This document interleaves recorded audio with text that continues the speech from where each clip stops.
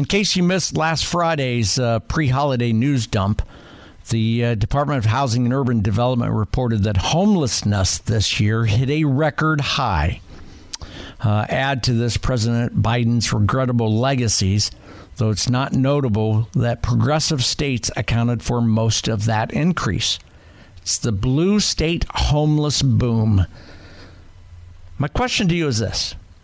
What can we do to really attack homelessness? Can we win? And what does that look like?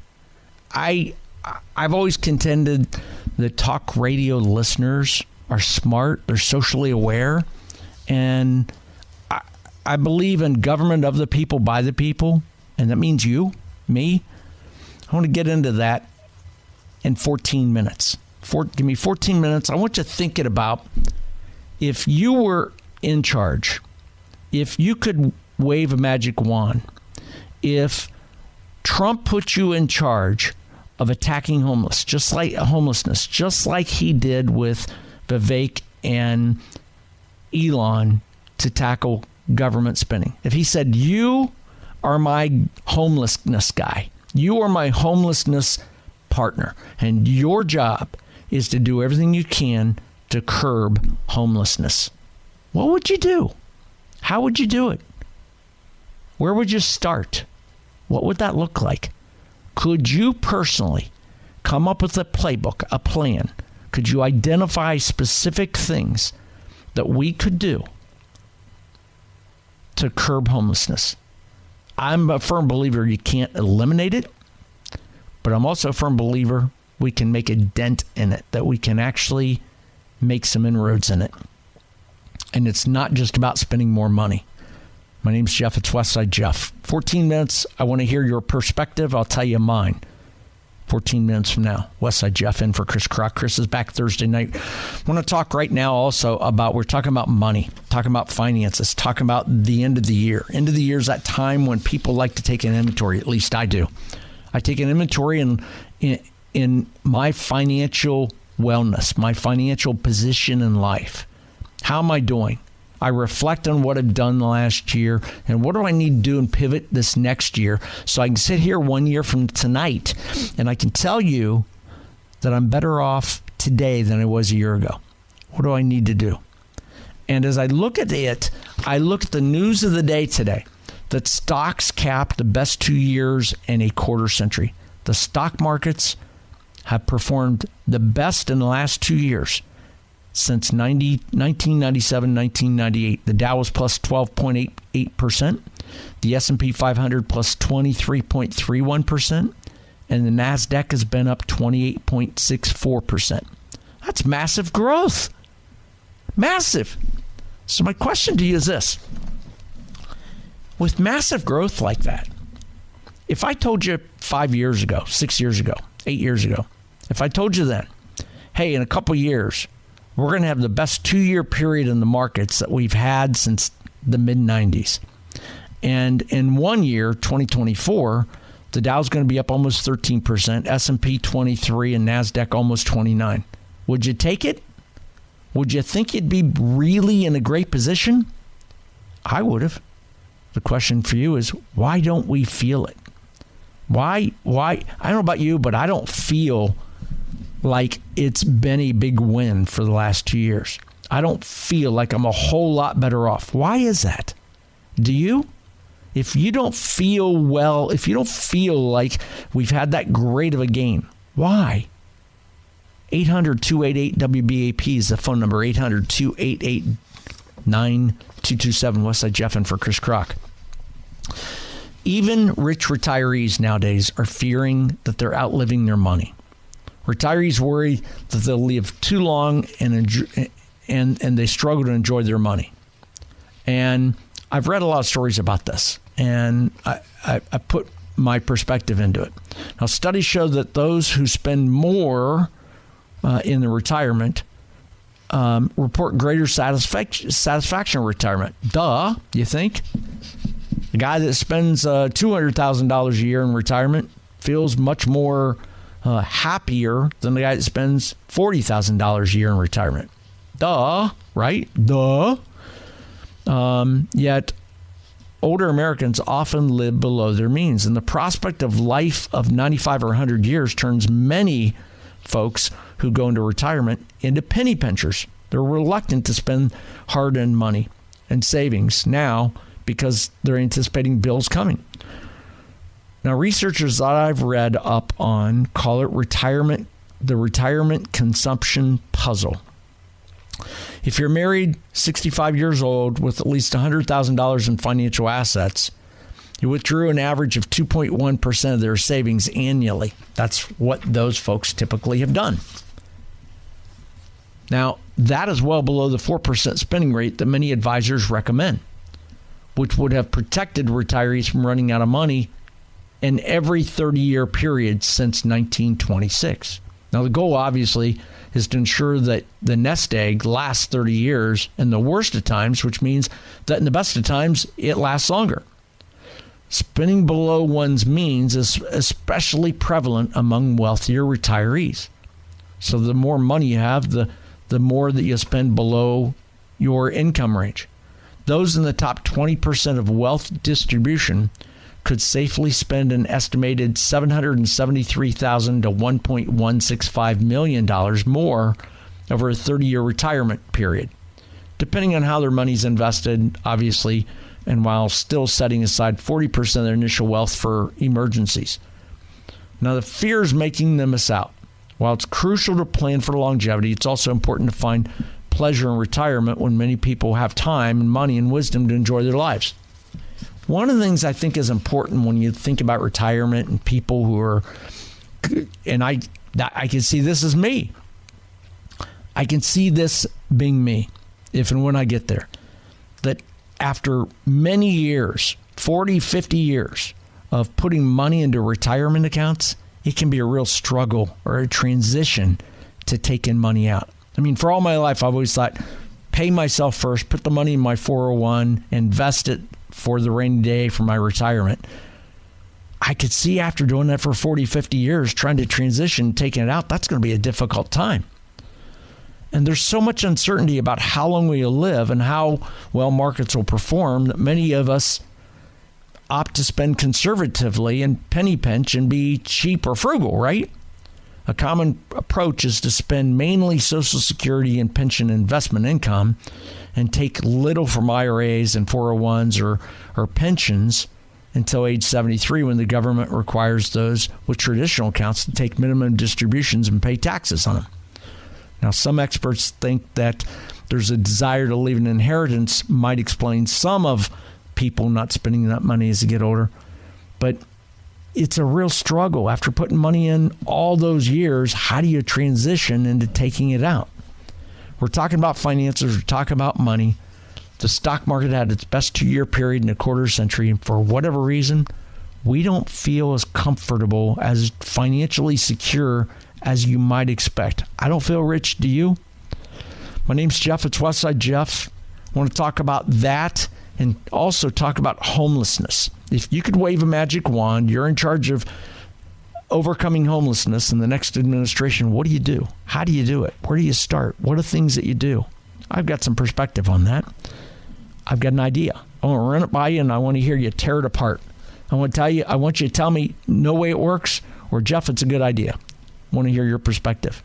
My name's Jeff, Westside Jeff, in for Chris Crock. Got to hit a quick break. On the other side of this, we'll get to some calls. I see Steve from Carrollton. We'll get to you in 3.5 minutes. My name's Jeff, Westside Jeff, in for Chris Crock, News Talk 820 and 93.3 FM, WBAP.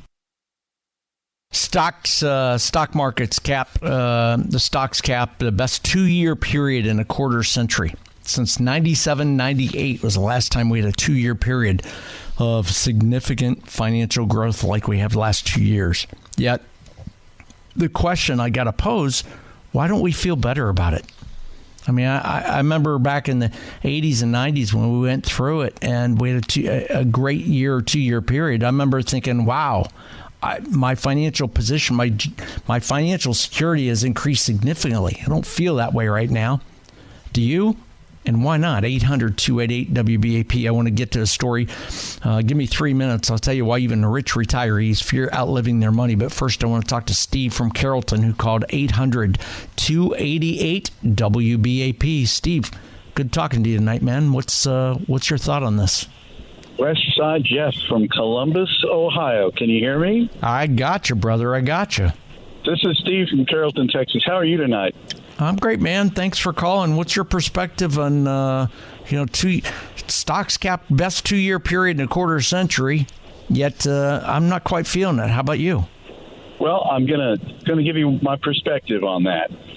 Let's presume that you invested in the most lucrative stocks. You said I think it was the NASDAQ that was up, what? Did you say 23 or 28%? 28.64% last 2 years. Part of that's because of what's going on in tech. Yeah, right. So let's say you've got a broad portfolio. Let's say you're one of the lucky or smart investors that have a broad portfolio in tech stocks, and generally your stocks have gone up 28% on the year. Great. But think about this. That's 28% pinned to the dollar. So your stocks are worth 28% more dollars than they were, say, last year. It's not like you've got a bigger pile of beans, right? But yeah, the Fed, the Federal Reserve, and our Treasury have devalued our money. During COVID, they pumped so much money into the economy that they devalued our money to the point where you almost have to make a 28% increase in your stock value just to break even. Just to break even with the cost of living and the devaluation, the debasing of our currency. What say ye? I agree with you. That's part of it. Inflation's part of it. I still contend, I'm not the smartest guy in the world, Steve.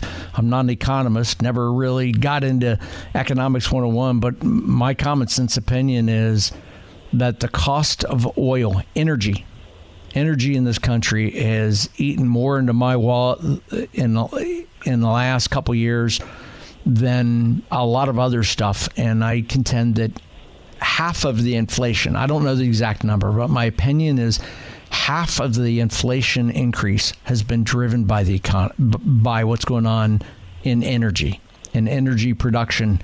And for me, it's gasoline. But for businesses, it's been electricity, gas, natural gas, those kinds of things. Make sense to you? Oh, it does. And what do you use to purchase gasoline and oil? You use dollars. Money. And the dollars are worth less. Yeah. It's part of the debasing of our currency that occurred during COVID when the government was handing out millions and billions of dollars in paycheck protection programs and COVID relief and all of the other.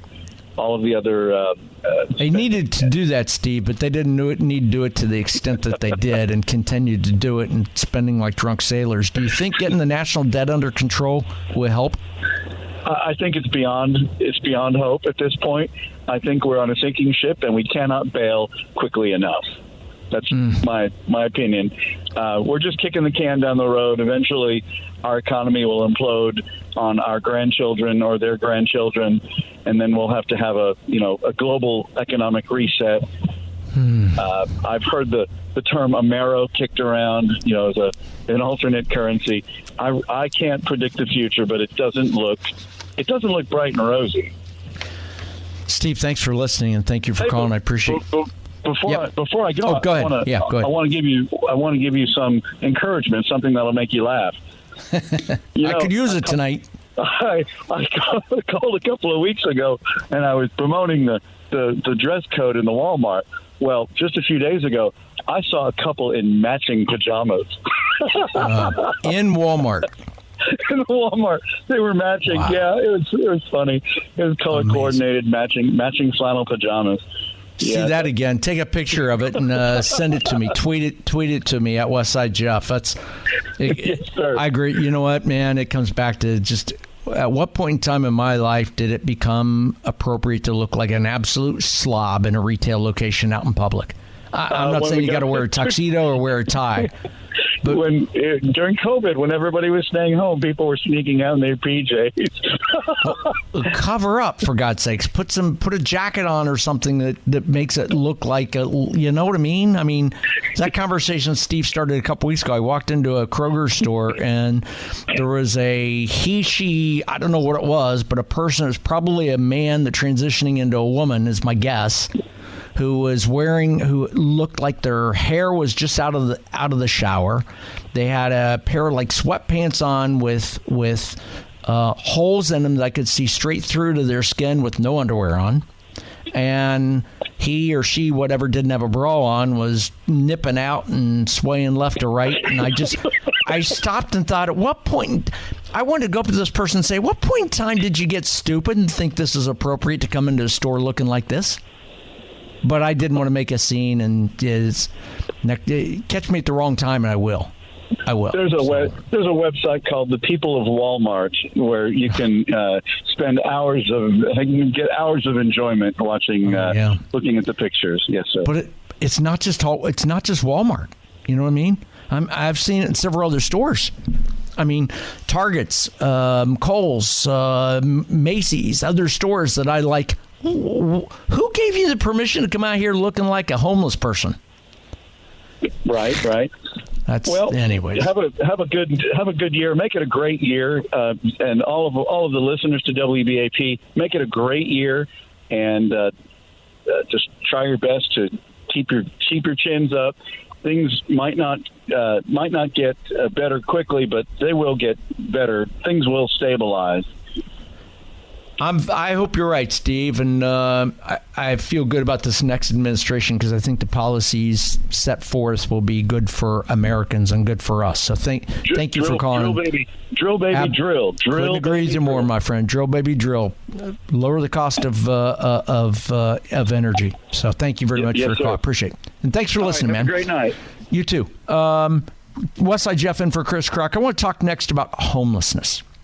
If the Trump administration said to you, you're in charge of homelessness, your mission is to curb our homelessness because it's gone up in 2024.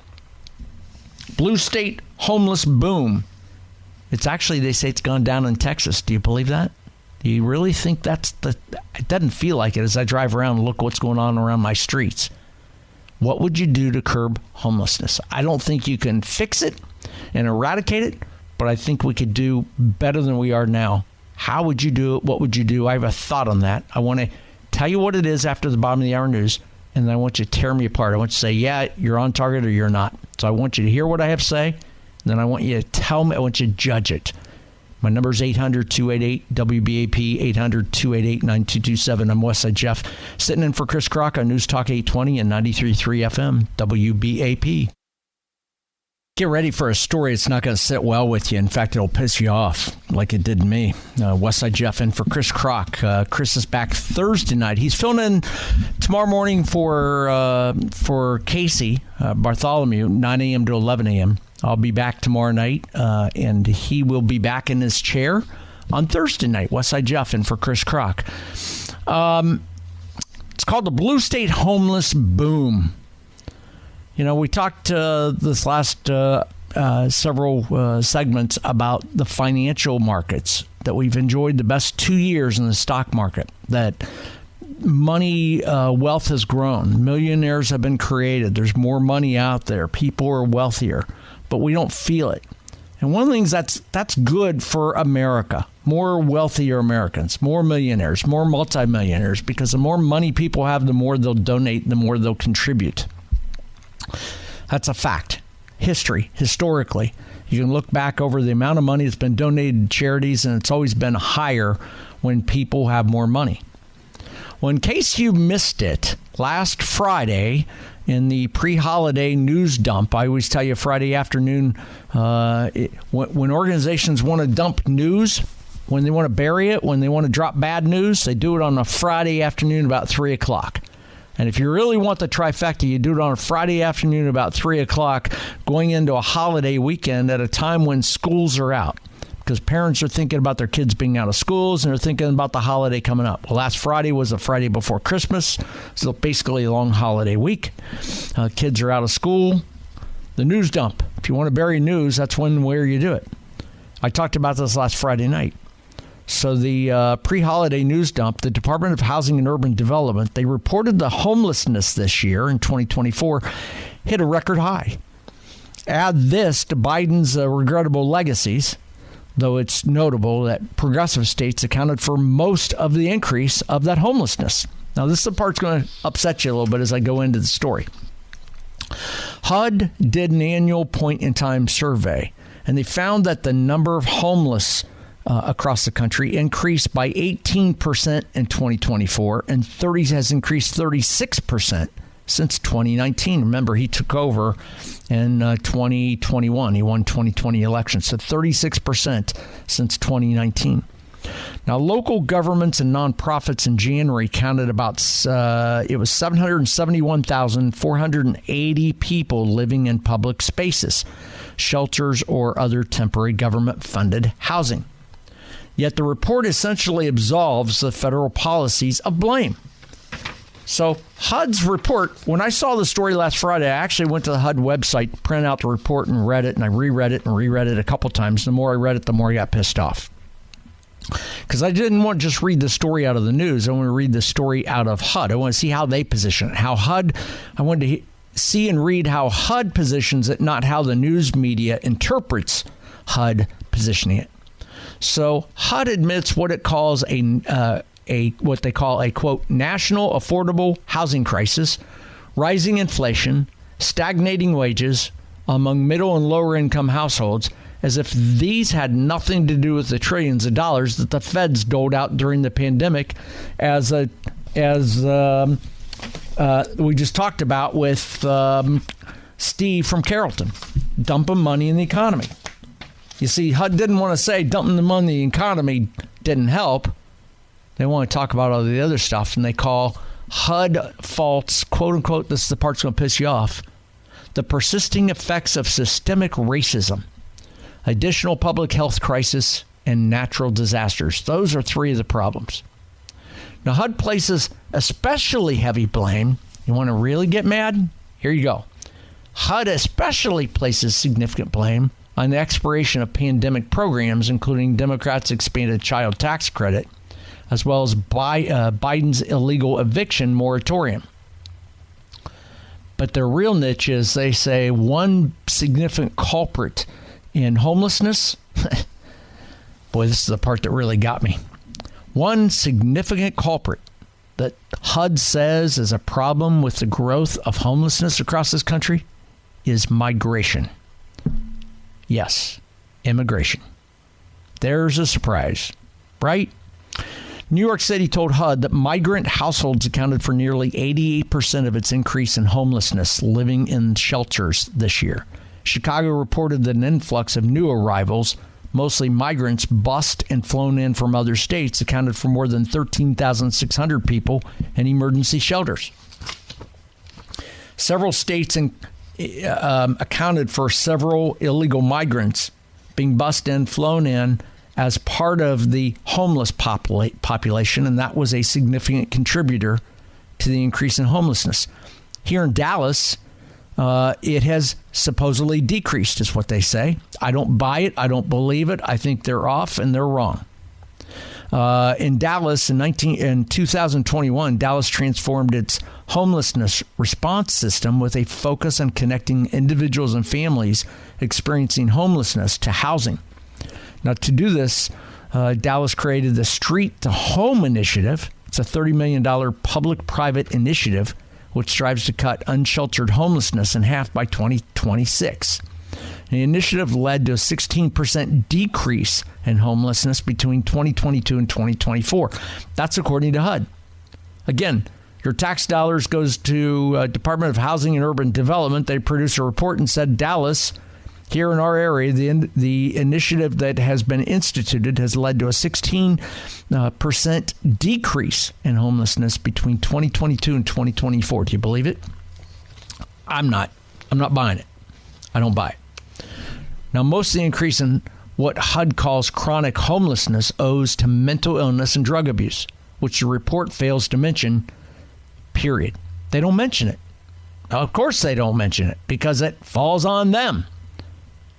Now, this is obvious to anyone who walks past an urban homeless encampment. Hell, you drive up Harry Hines and you look at some of the tents up and down the Harry Hines area, and you see the homeless encampments there.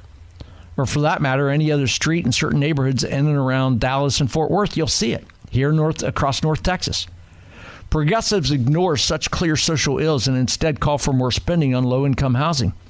But such housing-first policies really have failed and demonstrated by rising the number of homelessness in progressive states. HUD spends $72 billion a year, mostly on affordable housing, and progressive states spend billions more each year. California spends $24 billion to reduce homelessness in the last 5 years, but there are more homeless in California. So municipalities, governments are spending more on homelessness, but homelessness is getting worse. So it begs the question, what can we really do? How can we really impact homelessness? What policies could we really do?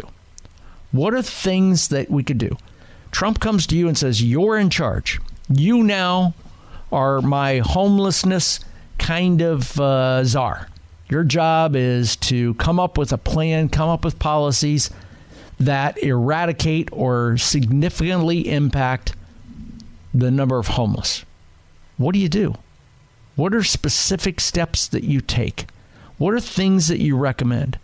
What would you recommend to curb homelessness? And let's start right here in North Texas. I want to hear your perspective. I'll tell you mine. I got a wild-ass idea that I'll share with you in about 3.5 minutes. And then I want you to tell me if it's close, if it's good, or if it's not. I'll tell you what it is, 3.5 minutes. My name's Jeff, Westside Jeff, in for Chris Crock on News Talk 820 and 93.3 FM WBAP. In the pre-holiday Friday afternoon news dump last Friday, the Department of Housing and Urban Development issued their annual statement on the state of homelessness. And they said homelessness across the country has increased significantly in 2024, and yet we're spending more money to attack it. Now, why is that? Why are we spending more tax dollars? Why are we spending more social service dollars on attacking homelessness, and it's not working? Now, HUD says there's multiple reasons why homelessness has gone up. One of those reasons is illegal immigration. There's a surprise. Imagine that. So if we put more people in this country illegally and we don't give them a place to live, we can go to the government, print more money, and throw more money at it and build more low-income housing, and we can just fuel it, right?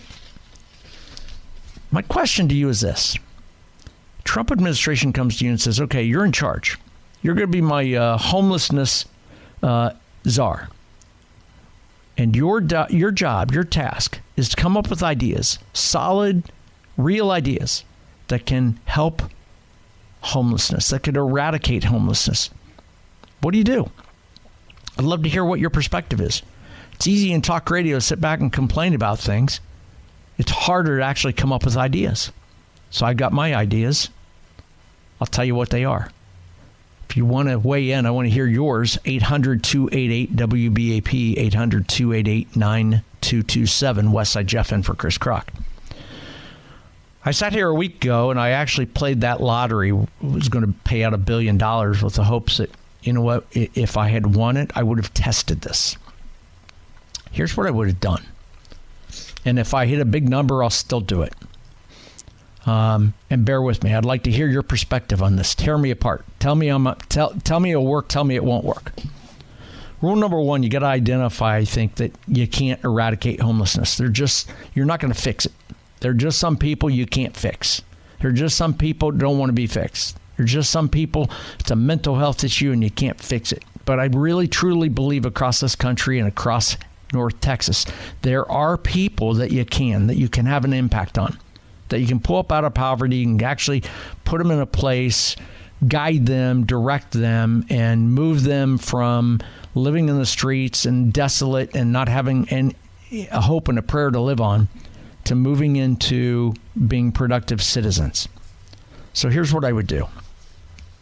In a perfect world, I'd find a piece of land, whatever it is, I'd build a facility, call it an old school building, an old mall, okay?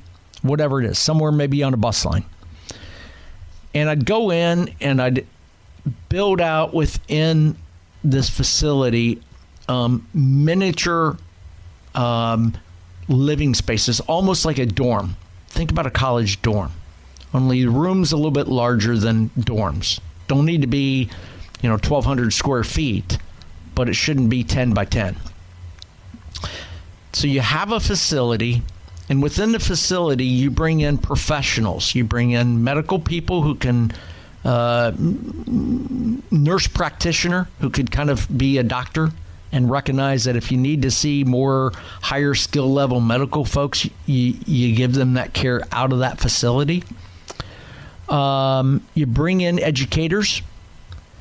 You bring in life planners. And you bring in all the assets that retrain those folks to go from living on the streets and not knowing where the next meal is going to come from to giving them a hope and a prayer. You bring in career counseling type folks. One-on-one, you work with each person in your facility to identify a career path. I'm not talking about getting them ready to send them to college and a 4-year degree and becoming a CPA. Hell, if they want to do it and they have the skill set and the ability to do it, you do that. But I think in most cases, it's going to be people that you're going to put into a position of career tech or trades. But you know what? It's okay if you've got some that want to be a lawyer, a doctor, a CPA, whatever. I contend that some of those with homelessness have families, and part of their struggle is that they can't balance being an adult and growing their career and transitioning off the streets into being a sustainable citizen. They're balancing that with being a parent. So you bring in resources that takes the load off of them. All right.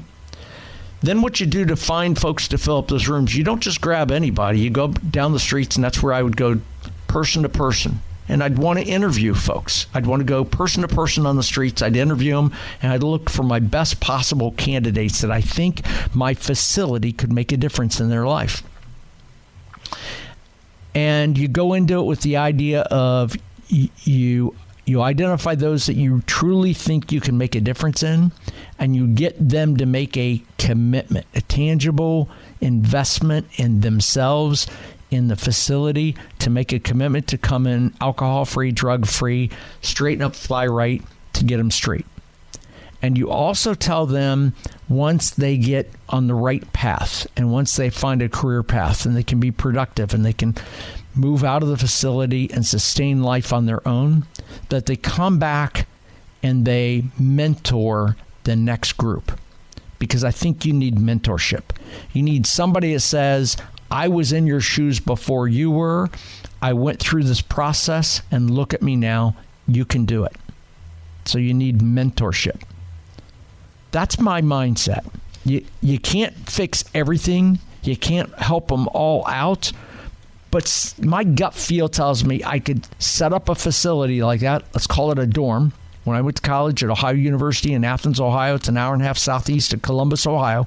I lived in a dorm with 300 rooms. So think about a building like a dorm with many rooms in it and many small apartments. And you're picking your best possible folks off the street that have the ability to transition from homelessness to being productive, and you give them the assets to do it. You teach them, you train them, you love them, you bring a religion a curriculum into the house, and basically you're re-educating them from living on the streets to being an adult and family-oriented people. Now, again, you're not going to fix everybody. You can't do everybody. There are going to be a lot that don't want the help. They'll say they will, but in reality, they don't. But I'm tired of going to the store, the C-store, to gas up. I'm tired of going to get gas. I'm tired of walking into my grocery store. I'm tired of walking into a hardware store. And wherever I'm at in this town, I almost always have somebody come up and says, "Excuse me, sir, I'm looking for a couple extra dollars to feed a family," or something like that. And I always say, "I'm sorry, I can't help you." You want help? I said this to a guy once. I said, I can help you. He said, great, thank you. I said, come on, let's walk in the store. I'll walk in with you. We'll talk to the manager about an opportunity to get a career and go into work and provide for yourself. He said, no, I'm out. Not interested. And I said, why not? He turned around and walked away. I chased him. I walked after him, got in his grill. It was ballsy, but I did. He was a hustler.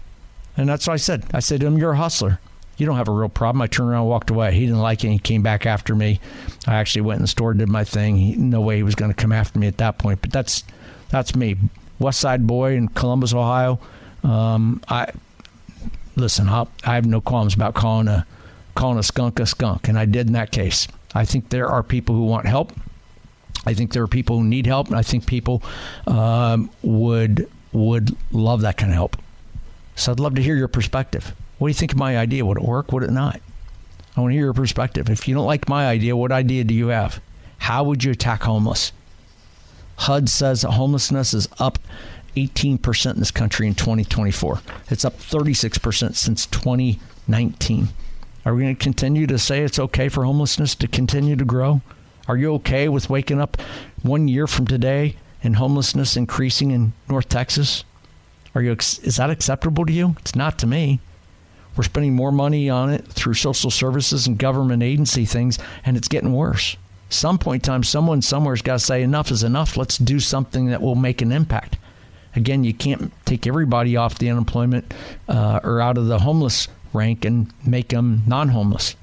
But we certainly can take a stab at some of them. And we can't keep going the way we're going. We got to do something different, right? That's my perspective. I want to hear yours. My name's Jeff. It's Westside Jeff. In for Chris Crock. Chris is back Thursday night. I want to hear your perspective. You think I'm off? Think you like it? You don't like it? And what would you do differently? Hit me up across social media. I'm on Facebook, on X, and Instagram at Westside Jeff. You can also call 800-288-9227, 800-288-WBAP. Got it at top of the hour news with Sean Allen, but John Ingham in the newsroom with an update of what's going on New Year's Eve across this country. The ball's about ready to drop in New York in about an hour and here in Dallas in 2 hours. He's got some news going on. We'll tell you about that in about 2 minutes. On the other side of it, we'll take your calls. How do you fix homelessness? What do you do? What's your solution? What would you do differently?